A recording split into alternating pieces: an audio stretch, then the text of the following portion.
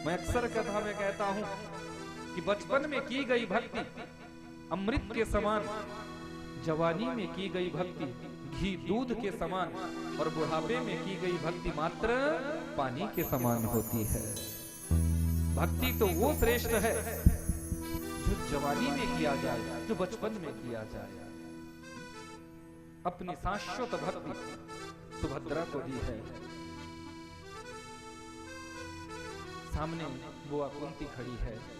भगवान ने कहा तुम्हारे पूरे परिवार ने बुआ कुछ ना कुछ मांगा, अब आपकी बारी है, मैं आपको कैसे छोड़ सकता हूं, आपको भी मैं देना चाहता हूं, मांगो क्या मांगना चाहते हैं।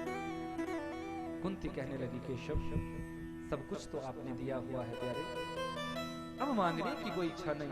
ना बुआ ना, देने के क्रम में आपका त्याग कैसे कर सकता हूं, आपको कैसे छोड़ सकता हूं।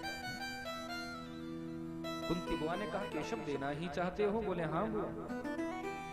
अपनी साड़ी का पल्लू आगे किया है केशव कि विपदा सन्तु न शाश्वत तत्र तत्र जगत गुरो भवतो दर्शनम यत्स्या अपुनर भव दर्शनम। प्यारे देना ही चाहते हो तो मेरे जीवन में दुख दे दो, विपत्ति दे दो, संकट दे दो। संकट मांगा है, दुख मांगा है। क्यों मांगा? क्योंकि जीवन में जब संकट आते हैं, दुख आते हैं, तो जीव को परमात्मा की याद बनती है, याद आती है। और जब हम सुख में होते हैं तो हम भगवान को भूल जाते हैं, भगवान की स्मृति हमें याद नहीं आती। हनुमान जी से पूछा, हनुमान जी जीवन में सबसे बड़ा दुख क्या है, सबसे बड़ा संकट क्या है? तो सुंदरकांड में हनुमान जी ने दर्शन कराया, बड़ा सुंदर दर्शन कराया है कि कह हनुमंत विपत्ति प्रभु सोई, कह हनुमंत विपत्ति प्रभु सोई, कह हनुमंत विपत्ति प्रभु सोई, कह हनुमंत विपत्ति प्रभु सोई। जब तब भजन नाम सुमिरन होई, जब तब भजन नाम सुमिरन होई। कह हनुमंत विपत्ति प्रभु सोई, कह हनुमंत विपत्ति प्रभु सोई, कह हनुमंत विपत्ति प्रभु सोई, कह हनुमंत विपत्ति प्रभु सोई। जब तब भजन नाम सुमिरन होई, जब तब भजन नाम सुमिरन होई। बड़ा सुंदर कह दिया, कह हनुमंत विपत्ति प्रभु सोई। प्रभु जीव के जीवन की सबसे बड़ी विपत्ति, सबसे बड़ा संकट वही होता है जब जीव परमात्मा की याद करना छोड़ देता है। जब हमें परमात्मा भूल जाते हैं, ईश्वरीय सत्या को जब हम भूल जाते हैं, तो वही हमारे जीवन का सबसे बड़ा दुख होता है, वही हमारे जीवन का सबसे बड़ा संकट काल होता है। हर परिस्थिति में भगवान को याद रखो कि दो बातन को याद रख, जो चाहे निज कल्याण, नारायण एक मौत को, दूजे श्री भगवान।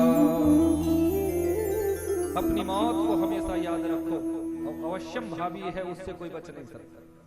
और परमात्मा को सदैव याद रखो, परमात्मा की सदैव हमारे जीवन में स्मृति बनी रहे। किसी भी परिस्थिति में हम भगवान को ना भूलें। बुआ ने आज दुख मांगा है, दुख मांगा है।